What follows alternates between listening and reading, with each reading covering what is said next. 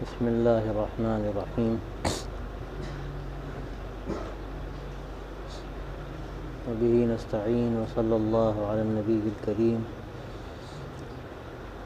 وعلی آلہ وصحبہ اجمعین۔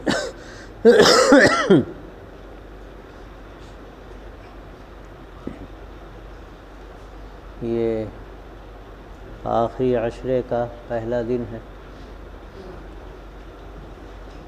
اس عشرے سے متعلق خاص طور سے دو باتیں بہت اہم ہیں۔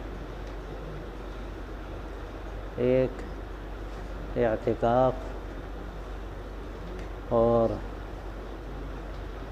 دوسرے شب قدر۔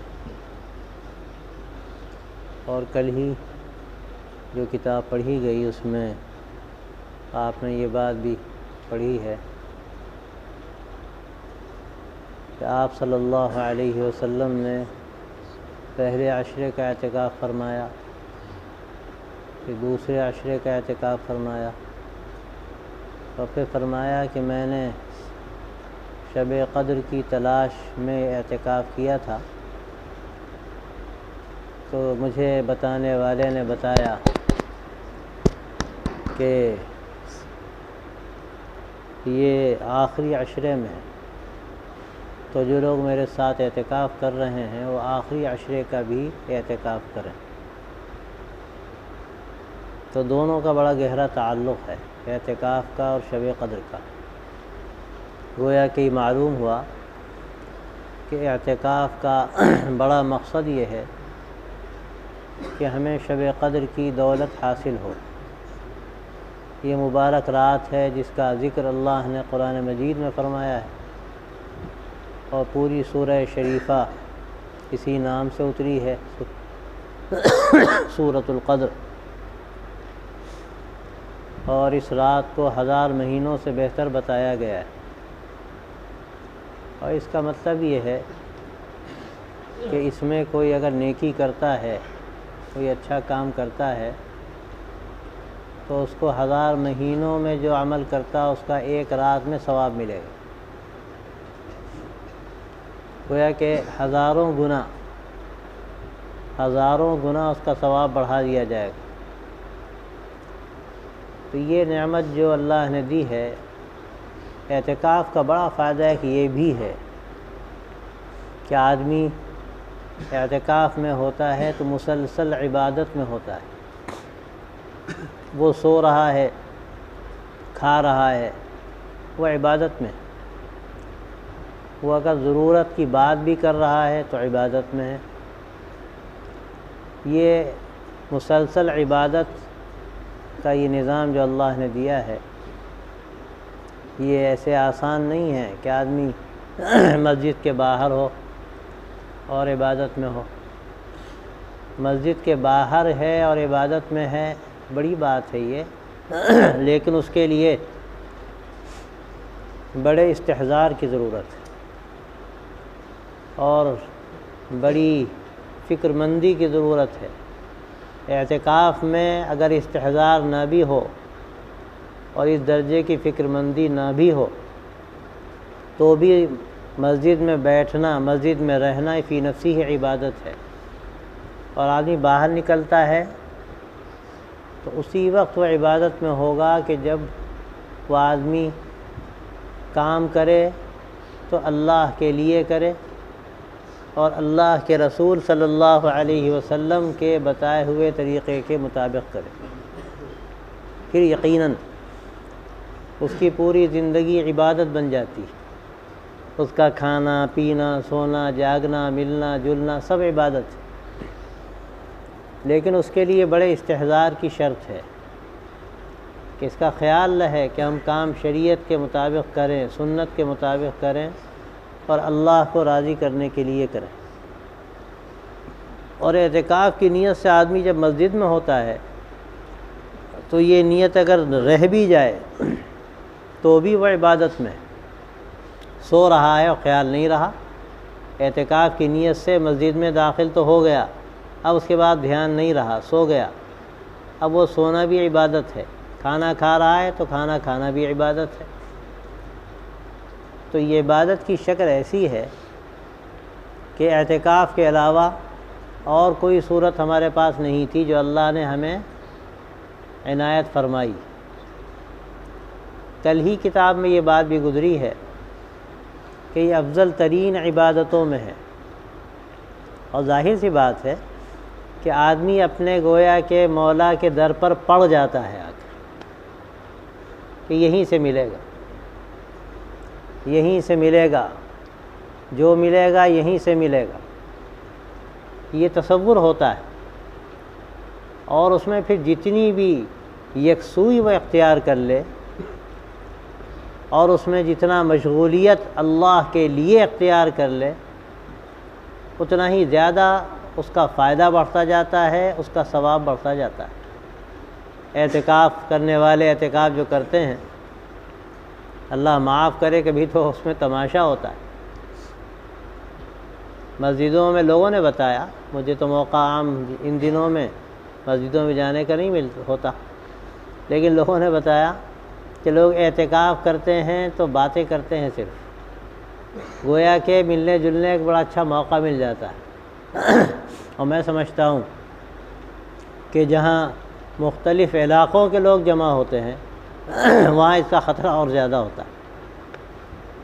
لوگ آتے ہیں، پرانے شناسہ ہوتے ہیں، پہلے بھی ملے ہیں، تو پھر اس میں حال احوال کی دریافت تک بات نہیں رہتی، پھر مجلسیں جمنے لگتی ہیں، باتیں ہونے لگتی ہیں، اور باتوں میں جب تجاوز ہوتا ہے تو سب کچھ ہوتا ہے۔ پھر خطرہ ہے آدمی گناہ میں نہ پڑ جائے۔ غیبت کوئی معمولی گناہ نہیں ہے، بہت بڑا گناہ ہے یہ۔ بہت سے گناہ ہم کرتے ہیں لیکن ہم یہ نہیں سمجھتے کہ وہ گناہ معمولی نہیں ہے، بڑے گناہوں میں شمار کیے جانے کے لائق ہیں۔ آدمی غیبت کر رہا ہے، چغلی کر رہا ہے، کسی پر الزام لگا رہا ہے، یہ بھی ہوتا ہے۔ ارے فلاں تو ایسے ہیں، فلاں تو یہ کیا نہیں کیا۔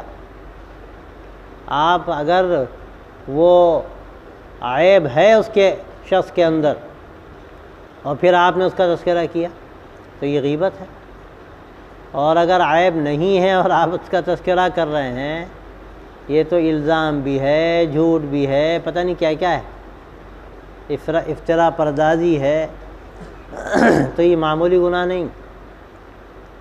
تو یہ ایک بڑا خطرہ ہوتا ہے کہ آدمی سب جمع ہو جاتے ہیں، مختلف علاقوں کے ہوتے ہیں، تو باتیں شروع کر دیتے ہیں، یہ صحیح نہیں۔ ہاں ٹھیک ہے، آدمی خیر خیریت معلوم کرتا ہے، یہ ثواب کا کام ہے، کسی کا دل خوش کرتا ہے، یہ ثواب کا کام ہے۔ اس حد تک ملاقات ہوئی، آدمی نے بات پوچھ لی، خیریت پوچھ لی، ٹھیک ہے، لیکن اب اس کے بعد مجلسیں جمانا، باتیں کرنا، یہ انتہائی نامناسب ہے، انتہائی نقصان دہ ہے۔ اور خاص طور سے جو ایک مقصد ہے تربیت کا، ذہنی تربیت، قلبی تربیت، اعمال کی تربیت، تو یہ تربیت کب ہوگی کہ جب آدمی خود اپنی تربیت کے لیے آمادہ ہو۔ کوئی دوسرا تربیت کرنا چاہے کہ ممکن نہیں ہے، اگر آدمی خود جو تربیت اپنی کرانا چاہتا ہے وہ نہ چاہے تو دوسرا نہیں کر سکتا۔ ہم نہ چاہیں دوسرا کیسے کرے گا؟ دیکھیے کہیں برتن بنائے جاتے ہیں، کہیں اور کارخانے میں کوئی اور دوسرا کام ہوتا ہے، تو خام مال جو ہوتا ہے اس کو تراشنا پڑتا ہے، خراشنا پڑتا ہے، مٹی ہوتی ہے تو اس کے ساتھ بھی یہ عمل کیا جاتا ہے کہ اس کو موڑا جاتا ہے، اس کو گول کیا جاتا ہے، جیسا بھی کیا جاتا ہے، مٹی چون چلا نہیں کرتی۔ وہ مٹی جو بالکل بے حیثیت ہوتی ہے، جب اس کو برتن اس کے بنا دیے جاتے ہیں، رنگ روغن ہو جاتا ہے تو اس کی کیا قیمت ہو جاتی؟ تو آدمی اگر خود چاہے تو بات بنتی، اور خود نہ چاہے تو مشکل۔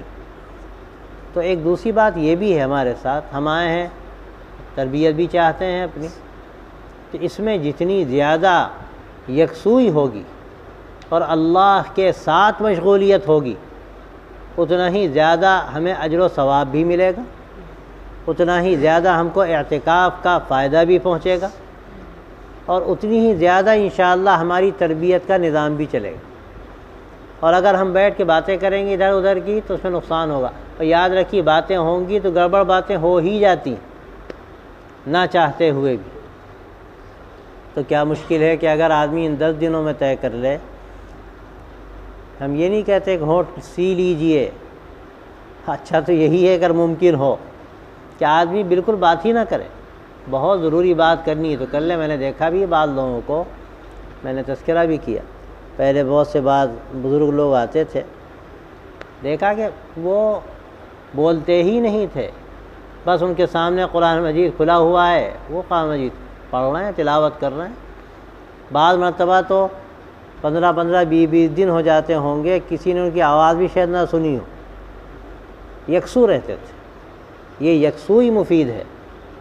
اور ایک بات اور میں عرض کرتا ہوں کہ بہت سارے دین کے کام ہوتے ہیں، سمجھے بھی جاتے ہیں، یقیناً بڑے کام، لیکن یہ 10 دن ایسے ہیں کہ جتنا کم سے کم ہم مجلسیں جمائیں اور کم سے کم باتیں کریں اتنا ہی ہمارے حق میں مفید ہے۔ ضرور یقیناً دین کی باتیں آدمی کر رہا ہے، بھلی بات کہہ رہا ہے، صدقہ ہے، وہ ثواب کا کام ہے، لیکن ہم سب ابھی کچے ہیں اور آدمی یہ نہیں سمجھتا کہ ہم یہ کلمہ یعنی بھلی بات کہہ رہے ہیں جس کو الکلمۃ الطیبہ کہا گیا ہے، ہم بھلی بات کہہ رہے ہیں یا ہم سے کوئی غلط بات نکل رہی۔ اور جب ہم یہ نہیں جانتے تو ہمیں کیا ضرورت ہے؟ کم سے کم 10 دنوں میں ذرا خاموشی آدمی اختیار کر لے۔ حضرت شیخ الحدیث رحمۃ اللہ علیہ کے ہاں تو اعلان ہوتا تھا کہ بھائیو جتنا چاہو کھاؤ، جتنا چاہو سو، لیکن باتیں مت کرو۔ کھانا بھی عبادت اور سونا بھی عبادت۔ مسجد میں آدمی سو رہا ہے تو وہ بھی عبادت ہے، اور کھا رہا ہے وہ بھی عبادت ہے۔ ظاہر ہے اتنا نہ کھا لے کہ اس کا پیٹ خراب ہو جائے، اعتدال ہو تو اس میں کوئی پرابلم نہیں، کوئی حرج نہیں۔ لیکن اگر آدمی بیٹھ کے باتیں کرے گا تو اپنا بھی نقصان کرے گا اور جس سے باتیں کر رہا ہے اس کا بھی نقصان کرے گا۔ تو اس لیے اس کا خیال رکھنا ضروری ہے کہ اعتکاف کے مقصد کو ہم سمجھیں کہ ہم یہاں اللہ کے در پر پڑ گئے ہیں، اللہ سے مانگنے کے لیے پڑ گئے ہیں، تو اب ظاہر ہے کہ ہمیں ہمیشہ جتنا ممکن ہو یہاں کے قیام میں ادھر ہی اپنا رخ رکھنا ہے، اللہ سے مانگنا ہے، اللہ کی طرف متوجہ رہنا ہے۔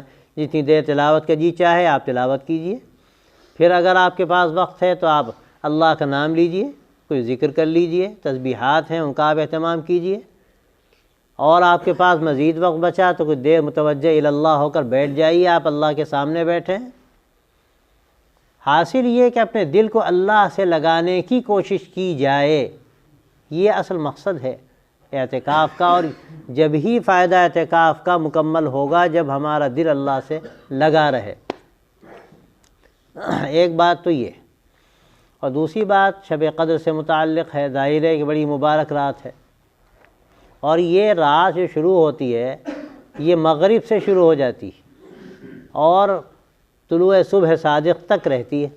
بہت سے لوگ یہ سمجھتے ہیں کہ اب عشاء سے فارغ ہونے کے بعد کچھ دیر کے بعد پھر گویا کہ رات شروع ہوگی، اور بہت سے لوگ تو غلطی یہ کرتے ہیں کہ باقی وقت ضائع کر دیتے ہیں، باتیں کرنے لگتے ہیں۔ اس میں بھی جو طاق راتیں ہیں جن میں شب قدر کا احتمال ہے اس میں بھی باتیں کرنا شروع کر دیتے ہیں، اس سے بڑا نقصان ہوتا ہے۔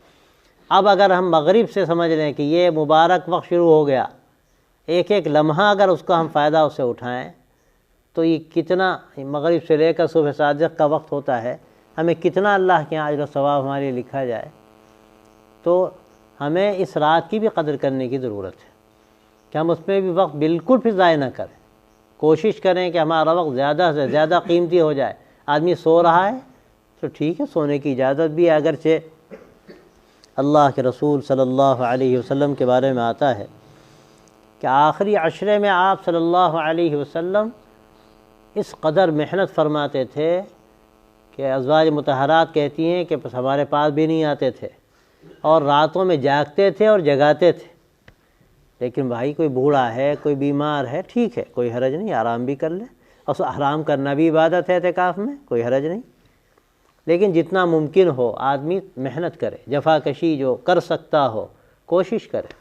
نوجوان لوگ ہیں ماشاءاللہ، کیسے اللہ کے بندوں کو ہم نے دیکھا ہے کہ رات رات بھر اللہ کے سامنے کھڑے ہیں، یعنی اپنے بعض ہم نے دیکھا اپنے بڑوں کو کہ 15 پارے پڑھ رہے ہیں، وہ کھڑے ہیں، مناجات بھی کر رہے ہیں، تلاوت بھی کر رہے ہیں، پوری رات کو گویا کہ وصول کرنا چاہتے ہیں۔ تو کوشش کی جائے اس کی کہ زیادہ سے زیادہ ہم اس سے فائدہ اٹھائیں، تو اس کا انشاءاللہ یہ پورا عشرہ ہمارا اس سے ہمیں فائدہ پہنچے گا اور ہم اس سے زیادہ زیادہ فائدہ اٹھائیں گے۔ تیسری بات یہ ہے جو ضروری ہم سب کے لیے، ہم یہاں ایک اجتماعی نظام میں ہیں، تو اس اجتماعی نظام کا بھی خیال رہنا چاہیے ہم کو۔ سحری کا وقت ہے، افطار کا وقت ہے، اور دوسرا جو اجتماعی نظام ہوتا ہے، درس کا وقت ہے یا کتاب کی تعلیم ہو رہی ہے، بعض لوگوں کی عجیب عادت ہوتی ہے کہ اس اجتماعی نظام میں بھی وہ شریک ہونا نہیں چاہتے، وہ اپنے طور پر نظام چلاتے ہیں، تو یہ بھی مناسب نہیں۔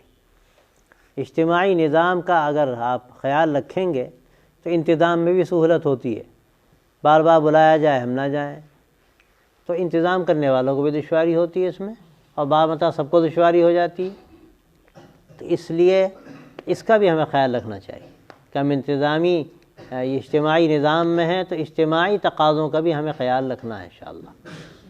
اور دوسری بات ایک اور اس میں یہ ہے کہ ہم کسی کو تکلیف نہ پہنچائیں۔ اجتماعی جب کہیں قیام ہوتا ہے تو ہر ایک کے اپنے اپنے تقاضے ہوتے ہیں، اور ہر آدمی چاہتا ہے کہ ہمارا تقاضا پورا ہو، کسی کا نقصان ہو یا فائدہ ہو، تو یہ بھی ذرا مناسب نہیں ہے۔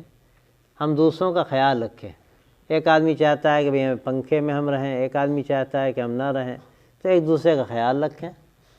اور گرمیوں میں خاص طور سے ہر آدمی چاہتا ہے کہ پنکھے کے نیچے ہی میں جگہ ملے، تو ٹھیک ہے، جگہ نیچے ملی بہت اچھا، نہیں ملی کوئی، اب آپ تو ایسی گرمی بھی نہیں ہے، کوئی ایسا بڑا مسئلہ بھی نہیں اس کا، لیکن حاصل یہ کہ ہم خیال رکھیں ہماری ذات سے کسی کو اذیت نہ پہنچے۔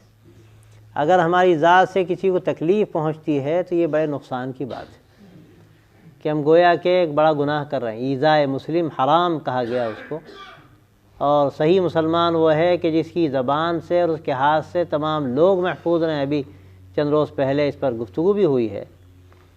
تو ہم اپنے اخلاق سے لوگوں کو آرام پہنچائیں، ہماری بدخلقی سے کسی کو نقصان نہ ہو، تکلیف نہ ہو۔ لوگ سو رہے ہیں، اب وہیں بیچ میں بیٹھ کر آپ بہت زور زور سے تلاوت یا ذکر شروع کر دیں تو یہ تو مناسب نہیں۔ اس کا خیال رکھیں۔ سونے کے وقت خاص طور سے جہاں لوگ سو رہے ہیں اور سونے کا وقت ہے، تو آپ وہاں تلاوت کر رہے ہیں یا ذکر کر رہے ہیں تو تھوڑا آواز کا خیال رکھیں کہ وہ دوسروں کو اذیت نہ پہنچائے۔ اور یہ بات ہمیشہ کہی جاتی رہی ہے کہ بیچ کا جو حصہ مسجد کا ہے، یہ تو رات بھر تو یہاں لائٹ بھی جلتی رہتی ہے، جس کو تلاوت کرنی ہے، نمازیں پڑھنی ہیں، یہاں پڑھتا رہے۔ باقی اطراف میں جو حصہ ہے وہ آرام لوگ کرنے والے ہوتے ہیں، وہ آرام بھی کرتے ہیں، لیکن جتنا بھی اپنے وقت کو ہم مفید بنا سکیں اتنا ہی زیادہ بہتر ہے۔ تو ہم لوگوں کو تکلیف نہ پہنچائیں، ہماری ذات سے کسی کو تکلیف نہ ہو، اور تھوڑا سا ترجیح جس کو کہتے ہیں اس کا خیال رہے، ایثار کا۔ کھانے میں بھی ایسا ہوتا ہے کبھی کہ آدمی سوچے کہ ہمیں کو سب مل جائے یا اچھا مل جائے۔ بعض ہمارے مشائخ نے یہ بات کہی کہ کھانے کے موقع پر آدمی پہچانا جاتا ہے، اور کھانے کے موقع پر بڑی تربیت ہوتی ہے۔ اس موقع پر آدمی اگر ایثار سے کام لے رہا ہے تو یہ اس کے لیے بہت فائدے کی چیز ہے، اس سے اللہ کا قرب بھی ہوگا اور اس کی تربیت بھی ہوگی۔ ایک گویا کہ دل پہ وہ پتھر رکھ رہا ہے، جی چاہ رہا ہے کہ یہ چیز ہم کھائیں، لیکن وہ دوسروں کو دے رہا ہے، دوسروں کو ترجیح دے رہا ہے۔ وہ افطار میں بھی ہوتا ہے اور کھانے میں بھی ہوتا ہے۔ ٹھیک ہے، آپ ضرور جو آپ کو پسند ہے آپ استعمال کریں، اللہ نے اس کی اجازت ہی نہیں دی، بلکہ حدیث میں قرآن مجید میں کہا گیا کلوا من الطیبات واعملوا صالحا، پاکیزہ چیزیں کھاؤ، اچھے کام کرو۔ کھانا اللہ کے حکم سے آدمی کھا رہا ہے تو یہ بھی ثواب کی بات لیکن اس کا خیال رہے کہ ہمارے ذریعے سے کسی کو تکلیف نہ ہو۔ ایک اور ضروری بات یہ ہے کہ آپ مسجد میں ہیں، اور مسجدیں اللہ کا گھر ہیں، اور قرآن مجید میں کہا گیا وَمَن يُعَظِّمْ شَعَائِرَ اللَّهِ فَإِنَّهَا مِن تَقْوَى الْقُلُوبِ، کہ جو شعائر اللہ کی تعظیم کرتا ہے تو یہ دل کے تقوی کی بات ہے۔ اور مسجدیں شعائر اللہ میں بدرجہ اولا شامل ہیں، اللہ کے گھر ہیں۔ ان کی تعظیم کرنا، ان کا ادب کرنا، ان کا احترام یہ بھی ہم پر لازم ہے۔ جب مسجدوں میں ہم رہ رہے ہیں تو یہ ہمارے گھر تو نہیں، اللہ کے گھر میں ہے، اس کا بھی خیال رہنا چاہیے۔ آدمی ایسا غافل نہ ہو جیسے گھر میں غافل ہوتا ہے، سو رہا ہے تو ایسا سو رہا ہے جیسے معلوم ہوتا ہے اپنے گھر میں سو رہا ہے۔ ٹھیک ہے، سوتے میں بات گہری نیند ہوتی، کوئی حرج نہیں ہے، آدمی سو رہا ہے تو اس وقت پوری طرح خیال ہو سکتا ہے نہ رہے، لیکن آداب کا ضرور خیال رکھے۔ سوئے تو ضرور کچھ بچھا کر سوئے، بغیر بچھائے نہ سوئے، قطعاً بغیر بچھائے نہ سوئے، کوئی موٹی چیز بچھائے پھر سوئے۔ اور دوسرے یہ کہ جہاں تک ہو سکے سوتے وقت بھی اللہ کے دھیان کے ساتھ سوئے۔ آدمی سوتے وقت دعا پڑھ لے، اور جب تک نیند نہ آئے تو آدمی ذکر میں مشغول رہے، اللہ اللہ کرتا رہے، کچھ نہیں تو بڑا آسان ہے، زبان سے اللہ اللہ کہنا کیا مشکل ہے، درود شریف، استغفار، مختصر سے مختصر ہے، رب اغفر لی ورحمنی صلی اللہ علی النبی الامی، زبان پر جاری رہے تو انشاءاللہ یہ اللہ کے دھیان کے ساتھ اگر آدمی لیٹے گا، اسی حال میں نیند آ جائے گی تو یہ بہت اجر کا بھی ذریعہ ہوگا، اس سے ہمیں فائدہ تربیتی بھی انشاءاللہ پہنچے گا۔ اور اسی کے ساتھ ساتھ مسجد کی صفائی ستھرائی کا بھی خیال رکھیں۔ افطار میں ہم نے افطار کیا، گٹھلی باہر ڈال دی بجائے دسترخوان پہ ڈالنے کے، تو یہ گناہ کی بات، یہ گناہ کی بات ہے۔ اللہ کے گھروں کا احترام نہ ہو، تلویث ہو تو یہ بہت ہی نامناسب ہے۔ تو مسجدوں کا خیال رکھیے کہ کوئی ایسی چیز نہ ہو جس سے مسجد کی تلویث ہو، یعنی آپ نے جو سامان ہے، سامان صاف کیا کسی وقت، اب کوئی تنکا کوئی کاغذ نکلا وہیں مسجد میں ڈال دیا، یہ تو درست نہیں ہے۔ آپ اس کو اٹھائیے اور لے جا کے باہر ڈال دیے۔ کبھی آدمی داڑھی جھاڑ رہا اور اسی میں بال گر گئے تو یہ مناسب نہیں، وہ بال اگر گر جائیں تو آپ اٹھائیے اور لے جا کے باہر ڈالیے، یہ نہیں کہ مسجد میں چھوڑ دیجیے۔ حاصل یہ تنکا بھی اگر ہے، آپ دیکھ رہے ہیں، آپ کا نہ بھی صحیح ہو، آپ کہیں بھی دیکھ رہے ہیں مسجد میں تنکا پڑا، اس خیال سے کہ ہم اللہ کے گھر میں ہیں، ہم اللہ کے گھر کی صفائی کریں گے، آپ نے تنکا اٹھایا باہر ڈال دیا، یہ ترقی درجات کا ایک ذریعہ۔ حضرت سید احمد شہید رحمۃ اللہ علیہ کے واقعات ہم نے بارہا سنائے، حضرت نے بارہا ایسا ہوا، ایسے واقعات پیش آئے کہ مسجد کی صفائی کی یا اس کی صفائی کا اہتمام فرمایا، اور اس کے بعد یہ بات فرمائی کہ اللہ نے اس کام کے عوض مجھے بلند مرتبہ عطا فرمایا، خاص اللہ کی طرف سے مجھے ایک مقام ملا، اس لیے کہ میں نے مسجد کی صفائی خود کی۔ ایک واقعہ لکھا ہے کہ ایک حضرت کے تعلق کیا ہے مسجد میں، غالباً اکبر آبادی مسجد کا قصہ ہے دہلی کا، بات کر رہے تھے، بات کرتے کرتے ان کے متلی ہونے لگی اچانک، تو سید صاحب نے جلدی سے ہاتھ پھیلایا کہ کہیں مسجد میں متلی نہ گرے، قے نہ گرے۔ اب جب ہاتھ پہ سید صاحب کے وہ آ گئی قے تو حضرت کو بھی امتلائی کیفیت ہونے لگی، ظاہر آسان نہیں ہے یہ، فوراً اپنا دامن پھیلایا کہ کہیں وہ نیچے نہ گر جائے، اور اگر مزید ہو تو دامن میں، اور جلدی سے ان کو لے کر باہر نکل گئے کہ مسجد میں ایک قطرہ بھی نہیں گرا۔ اس کے بعد حضرت نے بات فرمائی کہ یہ عمل اللہ کو پسند آیا، اللہ نے اس پر مجھے ایک مقام عطا فرمایا۔ تو مسجدوں کا اہتمام، ان کی صفائی ستھرائی، ہم لوگوں کا عجیب مزاج ہے، آدمی رکھ دیا، اب ہمیں فرصت ملی، وہ صفائی کرے گا، ہم سے کیا مطلب؟ ہم خود سب سے بڑھ کر اگر خادم بن کے کام کرتے تو یہ ہمارے لیے ترقی کا ذریعہ ہوتا، اور کم از کم ہم یہاں جب موجود ہیں تو اگر ہم صفائی نہیں کر رہے تو ہم گندگی کا ذریعہ تو نہ بنے، اس کا بھی بہت زیادہ ہمیں خیال رکھنے کی ضرورت ہے۔ اور آخری بات یہ ہے کہ دیکھیے ہر طرح کے لوگ ہوتے ہیں، اور باہر کے لوگ بھی ہر طرح کے آ جاتے ہیں، بعض مرتبہ مقامی لوگ بھی ہوتے ہیں، تو اپنے سامان کی بھی حفاظت کرنی چاہیے۔ نظام الدین میں ایک اعلان ہوا کرتا تھا رات کو، بھائیو اپنے ایمان کی، اپنے سامان کی حفاظت کرو، بہت پتہ کی بات ہے، اپنے ایمان کی اور اپنے سامان کی حفاظت کرو۔ بھائی سامان ہے آپ کا، اول تو قیمتی سامان لانا ہی نہیں چاہیے، زیادہ رقم وغیرہ نہیں رکھنی چاہیے۔ ہر طرح کے لوگ ہوتے ہیں، حضرت شیخ الحدیث صاحب سے کسی نے کہا حضرت طالب علم نے چوری کی، تو حضرت نے فرمایا کہ نہیں، چور طالب علم بن گیا آ کر، اب پرانی عادت ہے، وہ جاتی نہیں آسانی سے۔ تو بہت سے لوگ ایسے آ بھی جاتے ہیں، یا اسی مقصد سے بعض آتے ہیں آس پاس کے، کبھی بچے بھی ہوتے ہیں، تو اپنے سامان کی حفاظت کریں، اور خاص طور سے موبائل کی۔ موبائل تو کم مصیبت نہیں، دنیا کی مصیبت، آخرت کی مصیبت، بے جا استعمال نقصان پہنچاتا ہے۔ الحمدللہ اس سال یہ اہتمام تو رہا، ہم نے شروع میں بھی بات عرض کی تھی کہ بھئی موبائل میں گھنٹی ایسی نہ لگائیے کہ سب کو حرج ہو، نماز میں بج رہی یا کسی وقت بج رہی، لوگ سو رہے ہیں، گھنٹی بج رہی، تو آپ اول تو زیادہ تر اعتکاف میں موبائل بند رکھیے، وہی عافیت ہے۔ آپ اللہ کے گھر میں آئیں، دنیا کے چکر میں پھر کیوں پڑیں؟ جتنا آپ یکسو ہو جائیں گے اتنا ہی فائدہ ہے۔ کسی وقت خیر خیریت معلوم کرنی گھر سے کر لیجیے، باقی موبائل بند رہے تو بہتر۔ دوسرے یہ کہ گھنٹی آپ اس میں جو لگاتے ہیں میوزک مت لگائیے، گناہ کی بات ہے۔ میوزک بج رہی ہے کوئی تو آپ مسجد میوزک بجا رہے ہیں تو آپ گناہ کا ذریعہ بن رہے ہیں۔ نمبر 2، جو لوگ آیتیں لگاتے ہیں یا اذان وغیرہ لگاتے ہیں یہ بھی زیادہ مناسب نہیں ہے، اس لیے کہ یہ تو مقصود ہیں چیزیں، ان کو ہم ذریعہ کیوں بنا رہے ہیں؟ نمبر 2 یہ کہ ہم باتھ روم میں بیٹھے ہیں، وہیں معلوم بچنے لگا موبائل، قرآن مجید کی تلاوت ہونے لگی وہاں یا اذان ہونے لگی تو یہ تو توہین ہو گئی، بے توقیری ہوئی۔ تو ان باتوں کا ہمیں خیال رکھنا چاہیے، نا آداب کا خیال رکھیں گے تو انشاءاللہ ہمیں مکمل فائدہ ہوگا، مکمل توجہ الی اللہ بھی ہو، اور اس کے ساتھ ساتھ ان آداب کا ہمیں خیال بھی رکھنا ہے انشاءاللہ۔ ایسے ہی موبائل لگا دیتے ہیں چارجنگ کے لیے اور کہیں چلے گئے، بھئی چوری کو آپ چور کو دعوت دے رہے ہیں، اب وہ 2 آدمی طاق میں ہیں، کام کرنے والا تو ترتیب سے کرتا ہے نا۔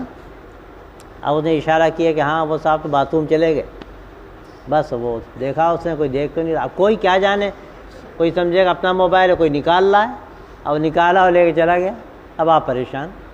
تو ایسا کام ہم کریں ہی کیوں جس میں خطرہ ہو؟ تو سامان کی بھی حفاظت کیجیے اور اپنی بھی حفاظت کیجیے، اپنے اوقات کی بھی حفاظت کیجیے، اور یہ سمجھیے کہ ہم یہاں پر آئے ہیں تو کچھ لینے کے لیے آئے ہیں، اور یہ گھر ہے اللہ کا، اور یہ ایک مسجد تاریخی ہے، بزرگوں کی جگہ رہی ہے۔ حضرت سید احمد شہید رحمۃ اللہ علیہ کی مسجد، حضرت شاہ عالم اللہ رحمۃ اللہ علیہ کی مسجد، حضرت مولانا الیاس صاحب رحمۃ اللہ علیہ تشریف لائے تو داخل ہوتے ہی فرمایا کہ مجھے تلاوت کرنے کا جی چاہتا ہے۔ حضرت مولانا میاں صاحب نے فرمایا کہ ہاں قرآن مجید سے اس مسجد کو خاص مناسبت ہے۔ تو جتنا بھی ہو ماشاءاللہ، پہلے بھی اور ابھی بھی ایک آدھ لوگ نے ہم سے بتایا کہ معمول ہے کہ ہم ایک قرآن مجید ماشاءاللہ صبح سے شام تک مکمل کر لیتے ہیں۔ بہت اچھا ہے، جتنا زیادہ سے زیادہ آدمی پڑھ سکے، مشغول رہے تلاوت میں، ذکر میں، جو بھی بعض مطلب ایک عمل سے آدمی تھک جاتا ہے تو دوسرا عمل کر سکتا ہے۔ تو انشاءاللہ ان باتوں کا اگر ہم خیال رکھیں گے تو ہمیں پورا فائدہ ہوگا۔ اللہ تعالی ہمارے قیام کو زیادہ زیادہ مفید بنائے، اور ہماری تربیت کا اور اصلاح کا ہم سب کہنے والا سب سے بڑھ کر اس کا مستحق اور ضرورت مند ہے، سب سے بڑھ کر اس کی ضرورت اصلاح کی۔ آپ حضرات دعا بھی فرمائیے اور اس کے ساتھ ساتھ ان چیزوں کا اہتمام کیجیے۔ اور آخری بات یہ ہے، حضرت معلمیہ صاحب یہ بات کہتے تھے کہ بھئی جیوار کا حق ہوتا ہے، تو آس پاس میں جو حضرات مدفون ہیں، خاص طور سے جو مشائخ ہیں، حضرت شاہ عالم اللہ صاحب، حضرت معلمیہ صاحب وغیرہ، بیچ میں بڑے بڑے مشائخ گزرے ہیں، ان کو کبھی کبھی اثار ثواب بھی کر دیا کیجیے، اس کا انشاءاللہ آپ کو بھی فائدہ ہوگا۔ کبھی سورہ یاسین شریف پڑھ لیں، اس کو اثار ثواب کریں، کبھی آپ تلاوت کرتے ہیں اس میں حصہ لگا دیجیے، کبھی کچھ نہیں تو قل هو اللہ پڑھ دیے 3 دفعہ، اس میں پڑھ کے اثار ثواب کر دیجیے، تو انشاءاللہ آپ کو بھی اس کا فائدہ ہوگا۔ اور حضرت مولانا کے لیے خاص طور سے دعا کرتے رہیے کہ اللہ تعالیٰ ان کو صحت و قوت عطا فرمائے، وہ ملت کا سرمایہ ہے، ہم لوگوں کے لیے بڑی نعمت ہے، اللہ تعالیٰ ان کو صحت دے۔ انشاءاللہ اگر ان چیزوں کا خیال رہے گا تو فائدہ ہوگا، اور انشاءاللہ ہم کچھ لے کر جائیں گے۔ اللہ تعالیٰ ہم سب کو توفیق عطا فرمائے۔ وآخر دعوانا ان الحمدللہ رب العالمین۔ ہم نے کل مسئلہ بتایا تھا، یہ پوچھ رہے ہیں غسل کے بارے میں۔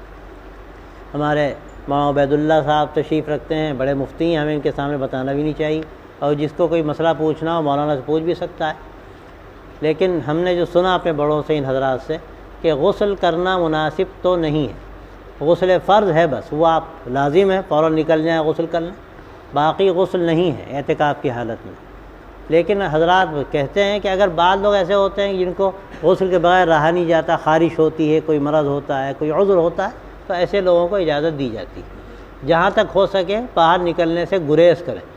کسی چیز کے لیے باہر نکلنے کی اجازت نہیں سوائے امور طبعیہ کی، استنجا کرنا ہے جائیے، اور ایسے ہی اگر غسل فرض ہے تو آپ جائیں گے، لازم ہے، لیکن عام ضرورتوں کے لیے باہر نکلنے سے اعتکاف پر اثر پڑتا ہے، اس لیے اس میں احتیاط بہتر ہے۔